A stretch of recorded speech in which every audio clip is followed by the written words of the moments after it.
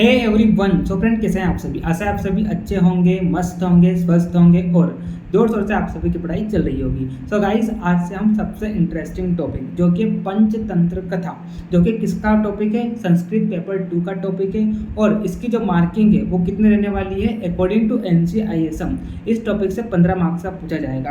तो ये किसका टॉपिक है? ये संस्कृत पेपर 2 का टॉपिक है ना। संस्कृत पेपर 2 का टॉपिक है और इसकी मार्किंग कितने रहने वाली है? 15 मार्क्स अकॉर्डिंग टू NCISM। ठीक है, यहाँ पर टोटल 5 कथाएं आपको दी गई है ना। 5 कथाएं आपको प्रिपेयर करना है, जो कि किसकी है? पंचतंत्र ग्रंथ की है।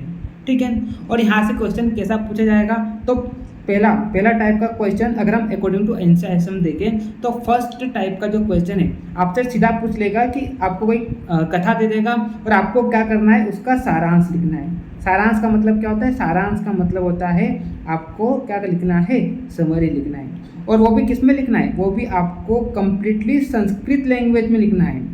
अगर आप संस्कृत में सारांश लिखकर आएंगे तभी आपको फुल मार्क्स मिलेंगे। अगर आप हिंदी में लिख आएंगे तो आपको 3 से 4 नंबर मिलेंगे बस। ठीक है, तो आपको क्या करना है? जितनी भी स्टोरीज है, टोटल यहाँ पर कितनी स्टोरी है? 5 स्टोरी है। तो इन 5 कथाओं को आपको संस्कृत में प्रिपेयर करना है। ठीक है, तो यहाँ पर आप स्टूडेंट बोलेंगे कि सर हम इतनी बड़ी स्टोरी जो है उसको हम कैसे याद करें?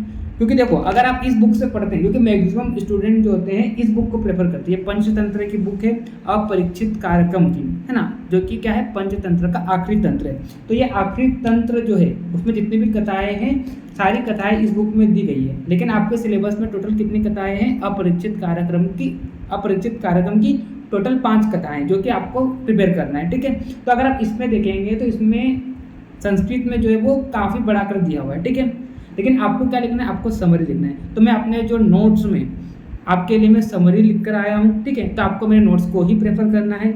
इस टाइप का अगर क्वेश्चन आता है तो आप जो भी कथा आती है तो आपको मेरे नोट्स को ही प्रेफर करना है। ठीक है, जो मेरे नोट्स में आपको दिया है मैं आपके लिए संस्कृत में सारी कथाओं का सारांश लेकर आया हूँ और एकदम आसान लैंग्वेज में। अगर आप इससे संस्कृत में पढ़ेंगे तो आपसे याद ही नहीं होगा, आप रटते रह जाओगे, तब भी आप भूल जाओगे। लेकिन अगर आप मेरे नोट्स को करीबन 5-6 बार रिवाइज करोगे, एक बार याद कर लोगे, तो आप नहीं भूलोगे। लेकिन अगर आप इससे करेंगे याद तो हो जाएगा, लेकिन निश्चित है कि आप कुछ समय बाद भूल सकते हो। ठीक है, तो मैं एकदम ईजी लैंग्वेज में संस्कृत में ही पूरी कथाओं का सारांश लेकर आया हूँ। ठीक है, तो मैंने आपको क्या बोला कि फर्स्ट टाइप का जो क्वेश्चन यहाँ से कैसे पूछेगा?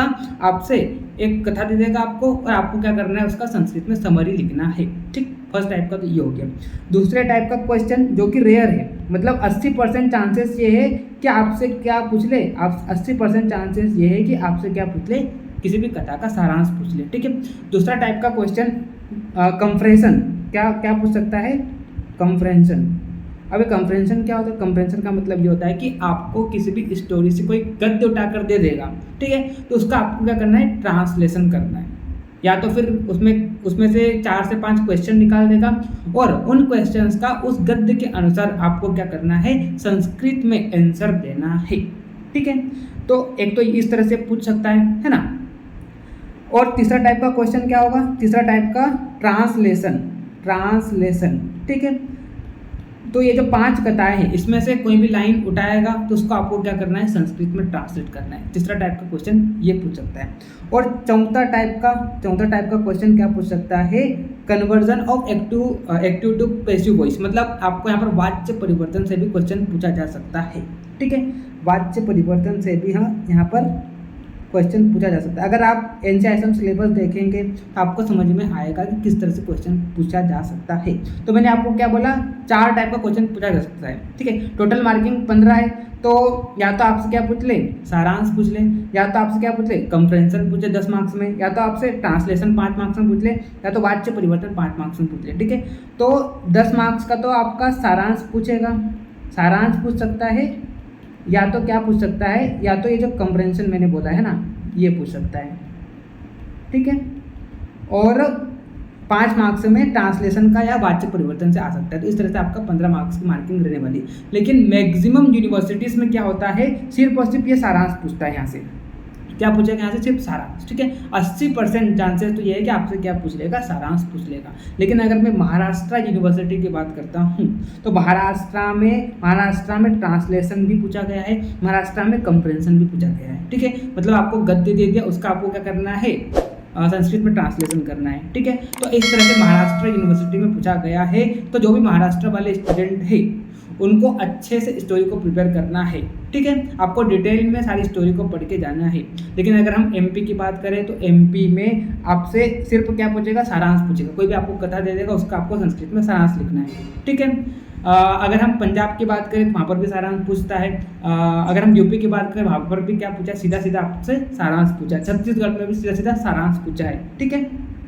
तो इस तरह से 3 से 4 टाइप के क्वेश्चन यहाँ से पूछ सकता है। लेकिन यहाँ पर मैंने फिर बोल रहा हूँ मैं, 80% चांसेस ये कि आपसे क्या पूछ लेगा, सारांश पूछ लेगा। तो उसके लिए मेरे जो नोट्स है वो क्या है, मोर देन इनफ है, ठीक है। लेकिन अगर हम इन 3 क्वेश्चन की अगर हम बात करें तो जो महाराष्ट्र के स्टूडेंट हैं तो आपको जो रियल पंचतंत्र की बुक है उसको थोड़ा प्रेफर कर लेना है, ठीक है। अगर आपसे सारांश पूछता है, अगर आपको स्टोरी को समझना है तो मेरे नोट्स मोर देन इनफ है। मैं महाराष्ट्र वाले स्टूडेंट की बात कर रहा हूँ, ठीक है।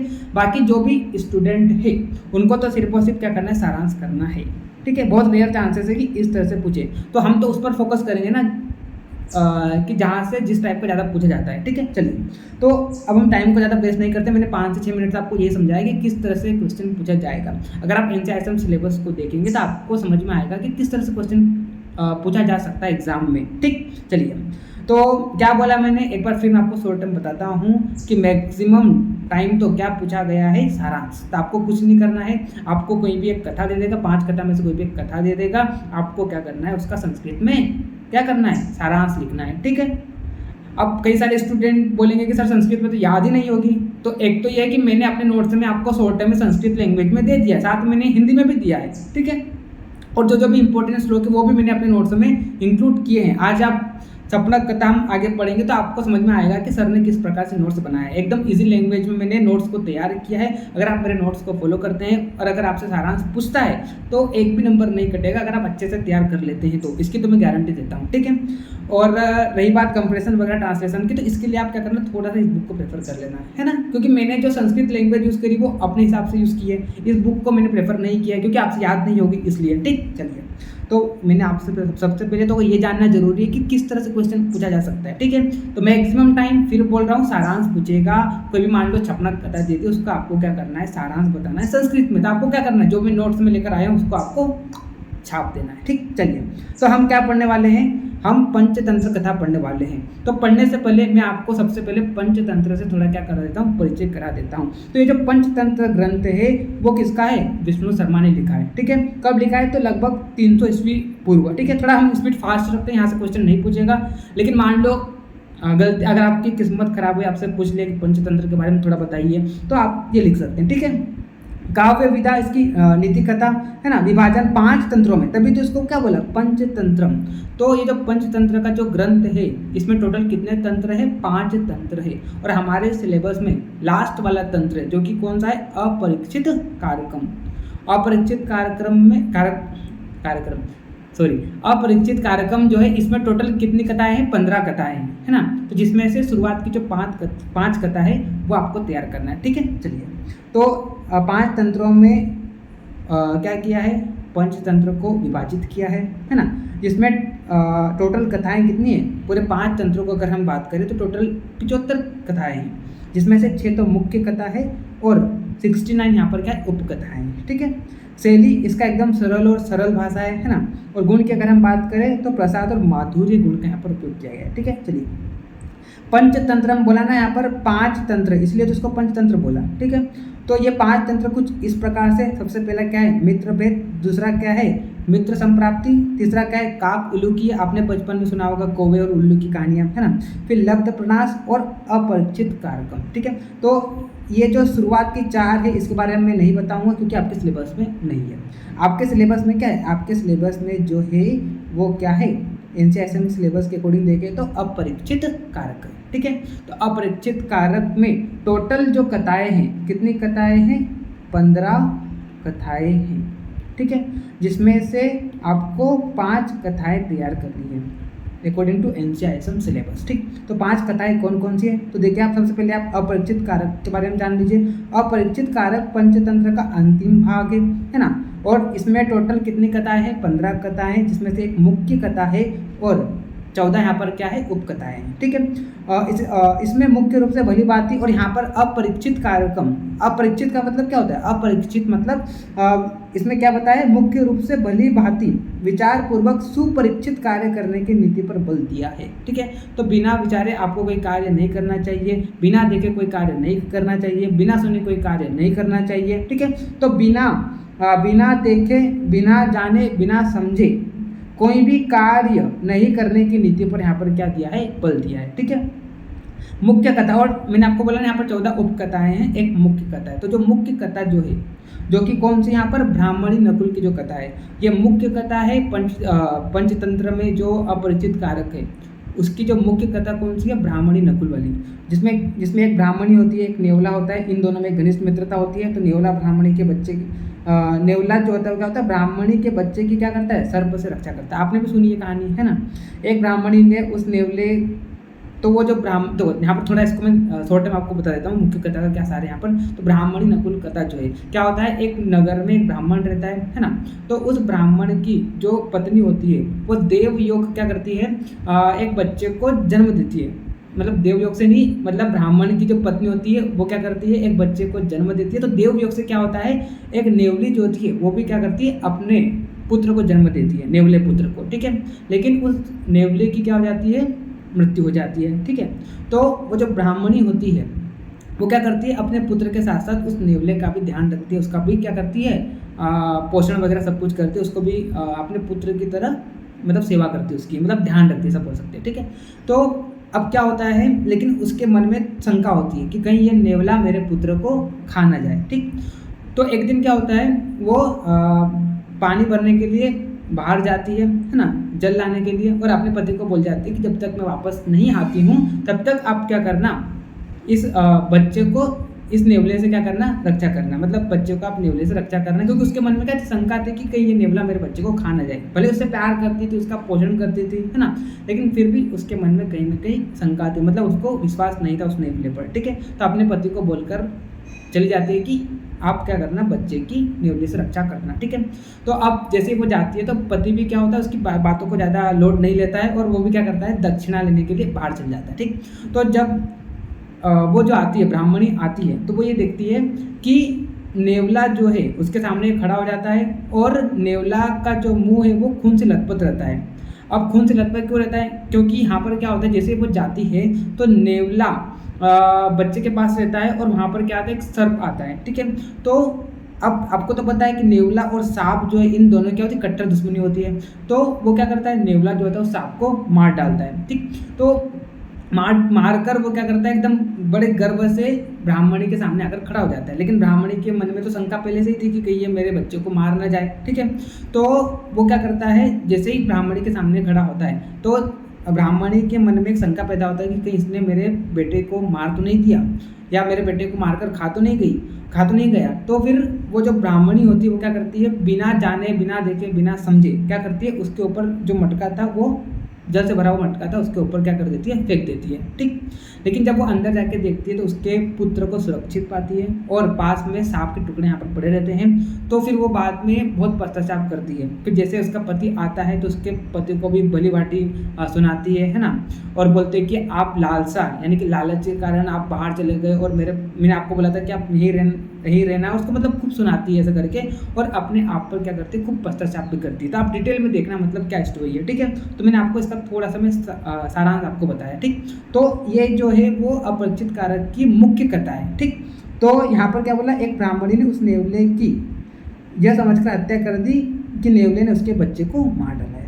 बाद में ब्राह्मणी अपने किए पर पश्चाताप खूब करती है, और अतः यही कहा गया है कि बिना विचारे जो करे सो पाछे पछताए। मतलब आप बिना विचार से जो करते हो तो आपको बाद में पछताना ही पड़ता है। ठीक है, तो जो भी आप कार्य करते हैं तो उसको आपको अच्छी तरह से परीक्षा करके, समझकर, विचार करके कोई भी कार्य आपको करना चाहिए। बिना देखे, बिना समझे, बिना जाने आपको कोई भी कार्य नहीं करना चाहिए, ऐसा अपरिचित कारक में बताया गया है। ठीक है, तो अपरिचित कारक में टोटल 15 कथाएं हैं, जिनमें से पाठ्यक्रम में समाहित मतलब आपके सिलेबस में टोटल कितनी कथा है? 5 कथा है। सबसे पहली है छपनक कथा, दूसरी कौन सी है? ब्राह्मणी नकुल कथा, तीसरी है लोभाविष्ट चक्रधर कथा, चौथी है सिंहकारक मूर्ख ब्राह्मण कथा और पांचवी है मूर्ख पंडित कथा। ठीक है, तो इनमें से सबसे मोस्ट इंपॉर्टेंट, मेरे पास कई स्टूडेंट बोलते हैं कि सर इसमें से मोस्ट इंपॉर्टेंट कथा कौन सी है, तो मैं बोलूँगा सबसे सबसे ज़्यादा इंपॉर्टेंट, यहाँ पर मैं 5 स्टार लगा रहा हूँ, 5 स्टार, 1 2 3 4 5, ये 5 स्टार लगा रहा हूँ। ये मोस्ट इंपॉर्टेंट है, कौन सी? छपनक कथा। ठीक है, उसके बाद आपकी जो इंपॉर्टेंट कथा है वो है मूर्ख पंडित कथा। उसके बाद जो मोस्ट इंपॉर्टेंट जो है वो है लोभाविष्ट चक्रधर कथा। मतलब मैक्सिमम टाइम एग्जाम में इन्हीं 3 से पूछा गया है, या तो छपनक कथा पूछ लेगा, मैक्सिमम टाइम तो यही पूछता है। ठीक है, उसके बाद लोभाविष्ट चक्रधर कथा पूछ लेगा, या तो क्या पूछ लेगा? मूर्ख पंडित कथा। ठीक है, अगर आपकी किस्मत खराब रही तो ब्राह्मणी नकुल कथा और सिंहकारक मूर्ख ब्राह्मण कथा आ सकती है, लेकिन मैक्सिमम यूनिवर्सिटी में जो मोस्ट इम्पोर्टेंट कथा है वो कौन सी? छपनक कथा, उसके बाद लोभाविष्ट चक्रधर कथा और मूर्ख पंडित कथा। ठीक है, ये 3 मोस्ट इंपॉर्टेंट है, तो इन तीनों का आपको संस्कृत में प्रिपेयर कर लेना है। बाकी जो 2 बची है इनको आप हिंदी में भी कर लेंगे तो कोई दिक्कत नहीं, क्योंकि बहुत रेयर चांसेस है कि बाकी की जो 2 कथा है ब्राह्मणी नकुल कथा और सिंहकारक यहाँ से पूछे। मैक्सिमम तो छपनक कथा, उसके बाद आपका मूर्ख पंडित कथा और लोभाविष्ट चक्रधर कथा, ये 3 इंपॉर्टेंट। ठीक, चलिए अब उसके बाद हम बात करते हैं। चलिए, तो ये तो मैंने आपको थोड़ा पंचतंत्र से क्या कर दिया? परिचय करा दिया। ठीक है, चलिए अब हम क्या करते हैं, सबसे पहली कथा हम पढ़ते हैं जो कि छपनक कथा। और मैं आपको सारी कथाएं नहीं पढ़ाऊंगा, फिर आपको बोल रहा हूँ, आपको मैं सिर्फ छपनक कथा पढ़ा रहा हूँ, इसलिए पढ़ा रहा हूँ ताकि आपको पता लग जाए कि कैसे आपको पढ़ना है। ठीक है, क्योंकि मैं यहाँ पर कहानी पढ़ाने नहीं आई हूँ, आपको पता है ना, कहानी तो आप खुद से भी पढ़ सकते हैं। अब कहानी पढ़ाऊंगा तो फिर क्या ही रहेगा आपका स्टैंडर्ड। ठीक है, तो मैं आपको कहानी नहीं पढ़ा रहा हूँ, है ना, कहानी आपको खुद से पढ़ना है, लेकिन ये छपनक कथा इसलिए पढ़ा रहा हूँ ताकि आपको पता लग जाए कि किस प्रकार से आपको तैयार करना है सारी कथाओं को। ठीक है, चलिए